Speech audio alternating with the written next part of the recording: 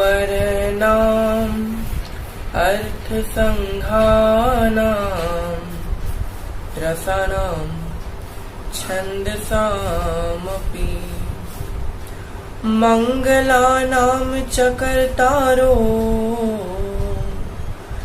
वन्दे वाणी विनायको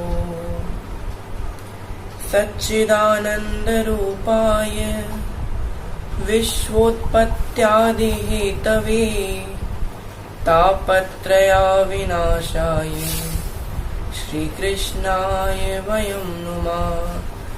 शान्ताकारं भुजगशयनं पद्मनाभं सुरेश्वरं विश्वाधारं गगनसदृशं मेघवर्णं शुभांगं लक्ष्मीकान्तं कमलनयनं योगिरिद्यालगम्यं वन्दे विष्णुं भवभयहरं सर्वलोकैकनाथम्।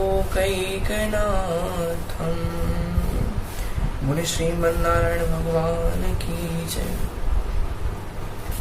आज श्रीमन्नारायण भगवान सच्चिदानंद भगवान की असीम अनुकंपा द्वारा हम सबके समक्ष ये अमृतमयी श्रीमद् भागवत रूपी ज्ञान गंगा प्रवाहित होने जा रही है। यह कथा कलयुग में मनुष्यों को सहज रूप से भगवान तक पहुंचाने का कार्य करने वाली कथा। यह कथा देवताओं को भी दुर्लभ है। ऐसा लोग सोचते हैं कि ये कथा हम देवताओं के लिए करा रहे हैं, लेकिन ये बिल्कुल गलत है। ये कथा हम अपने लिए करा रहे हैं, ये अपने कल्याण के लिए, जीव मात्र के कल्याण के लिए कथा हो रही है। देवताओं को भी ये कथा दुर्लभ है। कैसे दुर्लभ है? एक बार जब सुखदेव मुनि महाराज जी परीक्षित राजा को कहानी सुना रहे थे, कथा प्रारंभ करने वाले थे, तभी स्वर्ग से सभी देवता श्री अमृत कलश को लेकर नीचे उतरते हैं और सुखदेव जी मुनि महाराज जी की स्तुति करते हुए कहते हैं कि महाराज, ये अमृत राजा परीक्षित को पिला दीजिए, इसके बदले आप श्रीमद् भागवत ज्ञान गंगा का यज्ञ स्वर्ग में कीजिए। सुखदेव मुनि महाराज जी ने कहा, क्यों भाई, अमृत इतनी बहुमूल्य वस्तु और आप ये श्रीमद् भागवत क्यों मांग रहे हैं? देवताओं ने कहा, कहाँ ये कांच रूपी टुकड़ा अमृत और कहाँ ये कोहिनूर रूपी श्रीमद् भागवत की ज्ञान गंगा। पर फिर भी सुखदेव मुनि महाराज ने उन्हें ये कथा नहीं सुनी। देवताओं ने कहा, क्यों नहीं सुना रहे हैं? पर सुखदेव मुनि महाराज ने कहा, ये कथा मनुष्य को देवताओं से, भगवान से जोड़ने का कार्य करती है, और आप तो निरंतर भगवान के संपर्क में रहते हैं। कभी भी जा सकते हैं, किसी लोक में ब्रह्मलोक जा सकते हैं, श्रीमन नारायण के लोक जा सकते हैं, कैलाशपुरी जा सकते हैं, लेकिन मनुष्य के लिए संभव नहीं है कि वो बिना शरीर त्यागे दूसरे लोकों में विचरण कर सके। इसीलिए वो इस शरीर में रहते हुए भगवान को प्राप्त कर जाए, इसीलिए ये श्रीमद् भागवत सुनाई जाती है। तो ये देवताओं को भी दुर्लभ है। ये कथा नर को नारायण से, मानव को माधव से तथा भक्त को भगवान से जोड़ने की कथा। ये कथा आज जो हम कथा करेंगे तो केवल उसका महात्म्य मैं बताऊंगा। अगली कथा जो मुख्य कथा है वो अगले सत्र से प्रारंभ होगी। आज केवल श्री भागवत जी का महात्म्य समझाऊंगा, क्योंकि जब कोई विद्यार्थी बालक विद्यालय के प्रथम दिन जाता है तो प्रथम दिन ज्यादा पढ़ाई नहीं होती, केवल इंट्रोडक्शन होता है, कौन सी बुक लगनी है, कैसी यूनिफॉर्म है, कैसे टीचर्स हैं, कैसे दोस्त हैं, वो सब बनते हैं। इस तरह आज हम भी केवल भागवत जी के बारे में थोड़ा बहुत जानेंगे, बहुत ज्यादा उनके बारे में विस्तार नहीं करेंगे। अच्छा महाराज, मेरी ये जो बुद्धि है ये बड़ी ही छोटी है, ठाकुर जी का जो चरित्र है वो अथाह सागर में भी नहीं समा सकता, तो हो सकता है कि मुझसे कथा करते समय कोई गलती हो जाए, तो आप उसे क्षमा करने की कृपा कीजिए। अच्छा महाराज बताइए, हम ये कथा कर रहे हैं तो तो एक विश्वास के साथ कर रहे हैं। क्यों कर रहे हैं विश्वास के साथ? क्योंकि ये भगवान की कथा है, तो भगवान का संग है, इसमें तो संगत का बड़ा प्रभाव पड़ता है। जब कोई माता पिता अपने बच्चों का एडमिशन कराने जाते हैं स्कूल में, तब वो देखते हैं कि कैसे दोस्त बन रहे हैं, कैसी संगत है, क्योंकि संगत का प्रभाव पड़ता है। अब कैसे मैं एक कथा के माध्यम से समझाऊंगा। एक ऋषि थे, वो जन कल्याण की भावना से यहाँ वहाँ विचरण कर रहे थे। तो वहाँ वह एक घर के बाहर से गुजर रहे थे, तभी वहाँ पे एक तोता पला हुआ था। वो तोता ऋषि को देखते ही मारो काटो ये ध्वनि कर देता। ऋषि वहां से चले जाते हैं। फिर ऋषि थोड़ी देर दूर जाते हैं, फिर एक ऋषि आश्रम के सामने जाते हैं, तो वहां पे भी एक तोता पला हुआ था। वो तोता ऋषि को देखते ही सीताराम सीताराम सीताराम कहने लगता। ऋषि बड़े अचरज में पड़ जाते हैं कि दोनों तोते, दोनों का रंग एक, भाषा एक, जाति एक, लेकिन दोनों का ये व्यवहार इतना अलग है। अपने गुरुदेव से पूछते हैं, गुरुदेव कहते हैं जो पहले घर के सामने से गुजरे थे ना, वो एक व्याध का घर था, यानी शिकारी का घर था, एक कसाई का घर था। कसाई दिन भर जानवरों को मारता है, काटता है, उनका रक्त बहाता है, इसलिए उस तोते के मन में भी हिंसात्मक भाव आ गए। किसी को भी देखता है वो मारने की चेष्टा करता है। और वहीं जो तुम दूसरे घर गए ऋषि आश्रम, तो वहां ऋषि निरंतर भगवान का ध्यान करते हैं, सीताराम नाम लेते हैं, तो उस तोते के अंदर भी सीताराम की भावना जगी। तो यहाँ हमने देखा कैसे संगत का प्रभाव पड़ा। एक और कथा के माध्यम से बताता हूँ। जब श्रीमन नारायण वामन अवतार लेकर राजा बलि से 3 पग भूमि मांगने गए थे, तब उनका रूप कैसा था? एक छोटे से बालक हैं, भिक्षा पात्र लिए हुए हैं, ब्राह्मण वेशधारी हैं, और उनके हाथ में एक दंड था। तो दंड कोई बहुत दिव्य दंड नहीं था, ये सोने का है, चांदी का है, हीरे का है, रत्न का है, वो एक साधारण दंड था, लकड़ी। लेकिन जब 3 पग भूमि बढ़ाने के लिए, नापने के लिए भगवान अपना आकार बढ़ा रहे हैं, तब वो दंड भी अपना आकार बढ़ा रहा है। क्यों बढ़ा रहा है? कोई खास बात है क्या दंड में? बिल्कुल नहीं। क्यों बढ़ा रहा है? क्योंकि भगवान के हाथ में, भगवान की संगत है उसके पास। तो इसी विश्वास से आज हम भी इस कथा को कर रहे हैं कि भगवान की संगत है, भगवान की कथा है, इसलिए ये कथा कल्याणकारी होगी। तो महाराज, जब वेदव्यास जी इस कथा को लिख रहे थे, श्रीमद् भागवत की कथा लिखना प्रारंभ की, तब उन्होंने एक श्लोक लिखा था, मैंने अभी बोला शुरुआत में। सच्चिदानंद रूपाय विश्वोत्पत्त्यादि हेतवे तापत्रय विनाशाय श्री कृष्णाय वयम्। अर्थात जो भगवान सत चित आनंद स्वरूप है, सच्चिदानंद। सत्य का क्या अर्थ है? सत्य है। सत्य की एक परिभाषा होती है जो कभी बदलता नहीं। झूठ बदलते रहते हैं, सत्य कभी नहीं बदले। मान लीजिए आप किसी कारणवश अपने कार्यस्थल ऑफिस नहीं जा पा रहे, और फिर किसी का फोन आता है कि क्यों नहीं आए, तो आप उसे बोलेंगे कि इस कारण था, फैमिली की हेल्प कर रहे थे तो नहीं आए। फिर दूसरे व्यक्ति का फोन आता है, उससे आप वो कारण नहीं बता सकते कि फैमिली की हेल्प कर रहे हैं, तब बोलेंगे कि हम कहीं और बाहर गए। तो यहाँ पे जो झूठ है वो बदलता जा रहा है, लेकिन सच एक चीज है कि आप ऑफिस नहीं गए तो वो नहीं बदलेगा। अब यहाँ महाराज उसी प्रकार भगवान सत्य है, संसार झूठ है। कुछ लोग कहते हैं कैसे, ये भगवान तो दिखते नहीं है, संसार तो दिखता है, भगवान सच कैसे हो गए, संसार कैसे झूठ हो गया?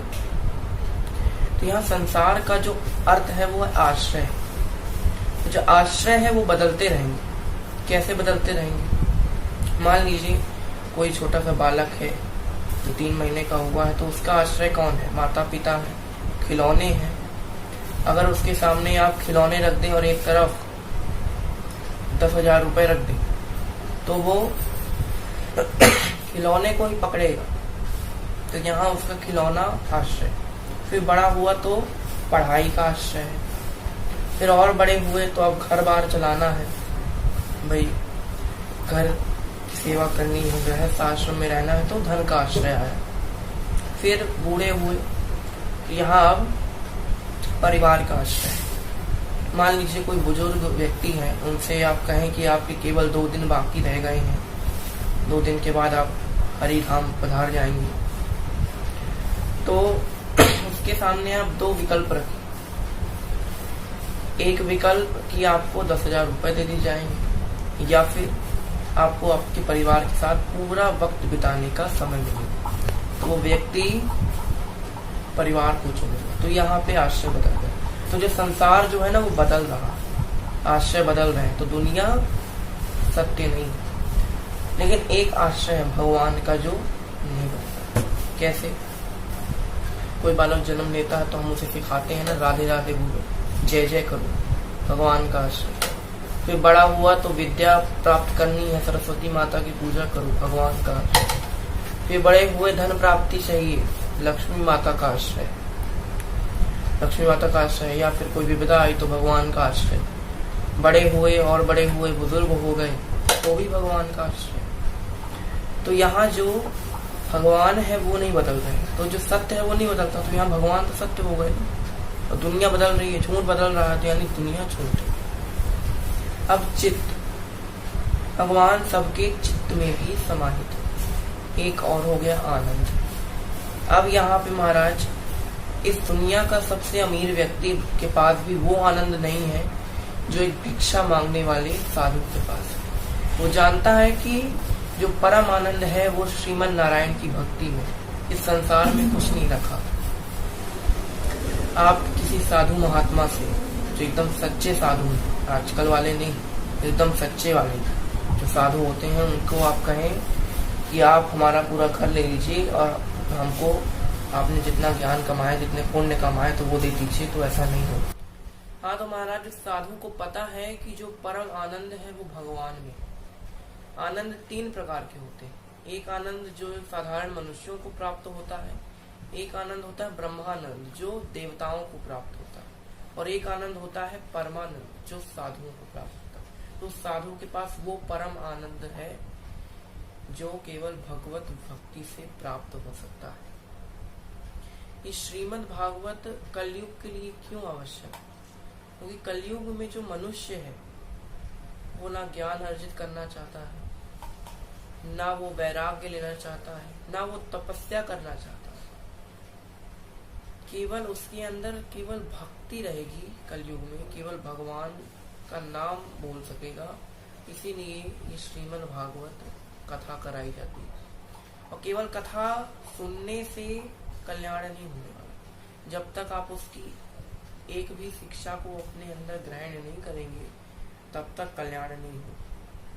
हम लोग सोचते हैं कि कथा कर लेंगे कि 7 दिन की मेहमान बुलाएंगे, कथा होगी तो ये बड़ा कल्याण हो जाएगा हमारा, तो वो कल्याण नहीं होने वाला। वो कल्याण तभी होगा जब आप उसकी शिक्षाओं को अपने जीवन में उतारेंगे।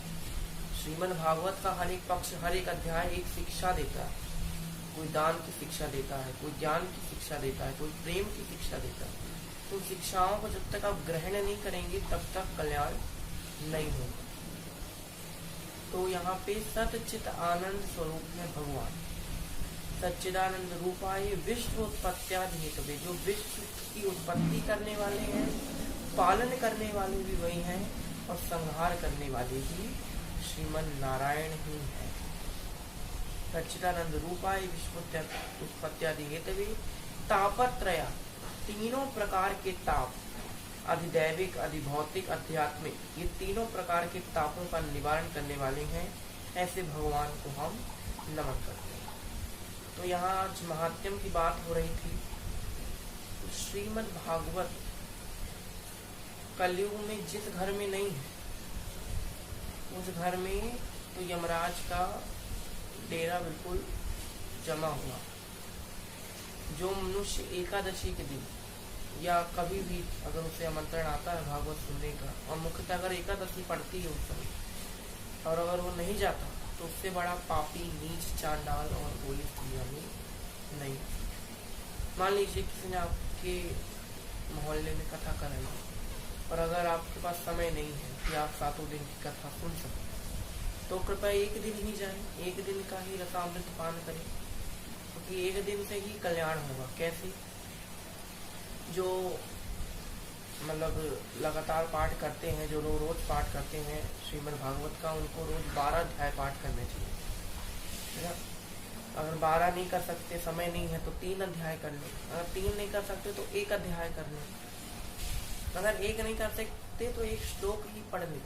1 श्लोक भी नहीं पढ़ा होता तो आधा भी नहीं पढ़ सकते तो 1/4 श्लोक से भी उतना ही पुण्य मिलता है जितनी 7 दिन की भागवत। यहाँ पे महाराज भगवान ब्रह्मा जी से बताते हैं कि जिस घर में श्रीमद् भागवत का वास है कलयुग में, उस घर में भगवान स्वयं अपने पार्षदों के साथ निवास करते हैं। 7 पुरियां, 7 नदियां और जितनी धार्मिक स्थल हैं, प्रयाग, काशी, वो सब वही निवास करते हैं जहाँ ये श्रीमद् भागवत निवास करती है।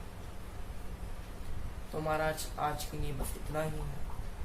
अगले की जो मुख्य कथाएं हैं वो अगले सत्र से प्रारंभ होंगी। अगले सत्र से श्री सूत जी महाराज शौनिक ऋषि को कथा सुनाएंगे। तो आज के लिए बस इतना ही। धन्यवाद। श्री भागवत भगवान की है आरती, पापियों को पाप से है तारती। भागवत भगवान की है आरती, पापियों को पाप से है तारती। पापियों को पाप से है तारती। पापियों को पाप से है तारती।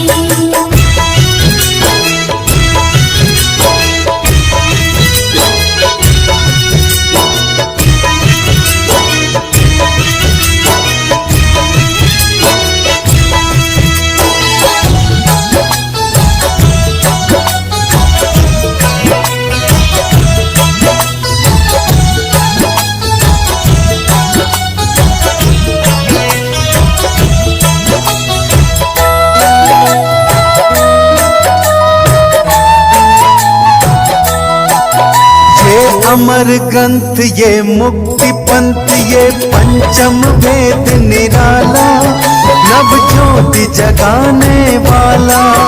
ये अमर ग्रंथ ये मुक्ति पंथ ये पंचम वेद निराला, नव ज्योति जगाने वाला।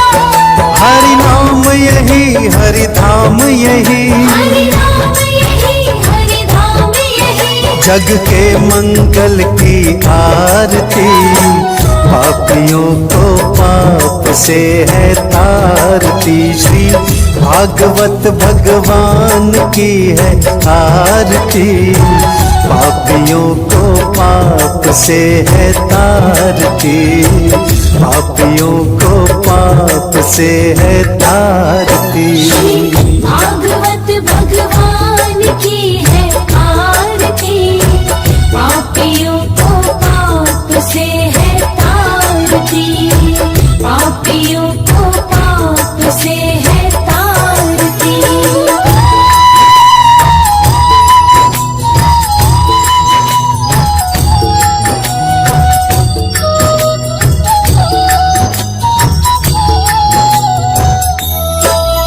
ये शांति गीत पावन पुनीत, हर कष्ट मिटाने वाला, सब दर्श कराने वाला। ये शांति गीत पावन पुनीत, हर कष्ट मिटाने वाला, सब दर्श कराने वाला। ये सुख करनी ये दुख हरनी, ये सुख करनी ये दुख हरनी। श्री मधुसूदन की आरती, पापियों को पाप से है तारती। श्री भागवत भगवान की है आरती, पापियों को पाप से है तारती। पापियों को पाप से है तारती। भागवत भगवान की है आरती, पापियों को पाप से है तारती। पापियों को पाप से है तारती।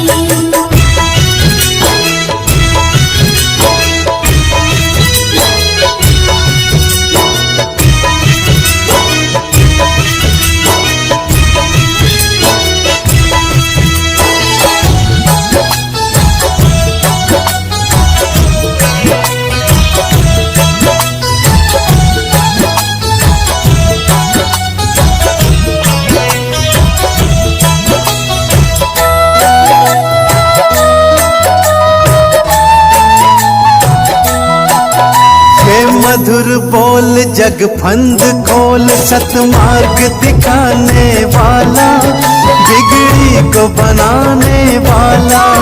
ये मधुर बोल जग बंद खोल, सतमार्ग दिखाने वाला, बिगड़ी को बनाने वाला। श्री राम यही घनश्याम यही, श्री राम यही घनश्याम यही, प्रभु की महिमा की आरती, पापियों को पाप से है तारती। श्री भागवत भगवान की है आरती, पापियों को पाप से है तारती, पापियों को पाप से है तारती।